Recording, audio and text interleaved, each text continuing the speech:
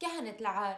هالاسم كتير بيليق بكهنة هالأزمنة يلي معينين من قبل جماعات إسلامية. هاد الاسم عطتن ياه امنا ماجي خزام، وكان معها حق فيه 100%، لا 1,000,000%. قبل فترة طلعوا كم كاهن ذميين، كهنة بعل، عم يزينوا برمضان ويحتفلوا برمضان، وطبعا امنا عملت عنهم فيديو وعطتهم اللي بيستحقوه وخجلتهم من حالهم، ربتهم تربية ما حدا رباهم ياها.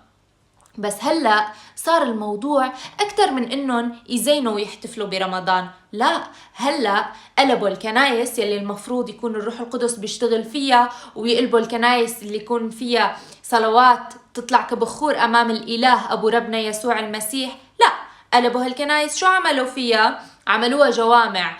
هلا رح ورجيكم فيديو كيف المسلمين عم يصلوا، يعني تركوا كل الجوامع يلي بمصر وحطوا راسهم من راس هالكنيسة الإنجيلية اللي بالمنيا، وقعدوا يطجوا لهم كم ركعة فيها.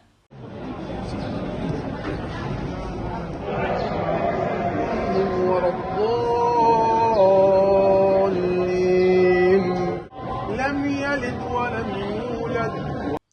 لك ربنا لا يسامحكن يا كهنة بعل يا كهنة العار. مبسوطين بالمسلمين وهنن عم يطوبزوا بالكنيسة وعم يقولوا لم يلد ولم يولد؟ مبسوطين؟ بتردوا لهم آمين مثلا؟ ولا مبسوطين لما بيقولوا عنا نحنا بكنايسنا بيقولوا عنا الضالين؟ بتقولوا لهم كمان آمين يا كهنة بعل؟ لك انتو لا تطاقوا، مقرفين. إذا انتو بعيوننا مقرفين، فقديش كن مقرفين بعيون الرب؟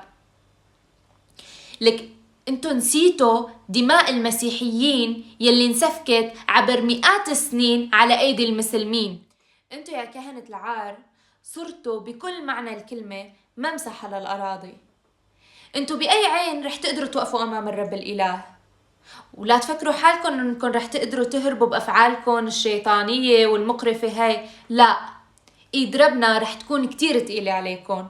وبكرة بس ربنا يجي على السحاب رح تتحاسبوا على كل فعل عملتوه، رح تتحاسبوا على كل نفس ضللتوها بسبب أفعالكم المقرفة هاي. هلا رح ورجيكم مقطع، للصراحة ما بقدر اني ما اعلق عليه، للشيخ مرهف المشاعر والأحاسيس، عم يقول على أساس انه نحن المسيحية وهنن المسلمين اخوة في الله، وإخوة في الله عز وجل، وأخوة في البشرية. طبعا حاشا وفشرت، لأنه نحن لا نعبد الله تبعكم، ولا لنا لا أخوة في الله ولا لنا أخوة في الدين. بس طالما عم تتفزلك وتحكي، ما روحوا انقبروا صلوا بجوامعكم، بدل ما جايين تستولوا على كنايسنا بكل أنحاء العالم، بدكم تقلبوها جوامع وبدكم تصلوا فيها. ما يعني شيء مقرف بكل معنى الكلمة.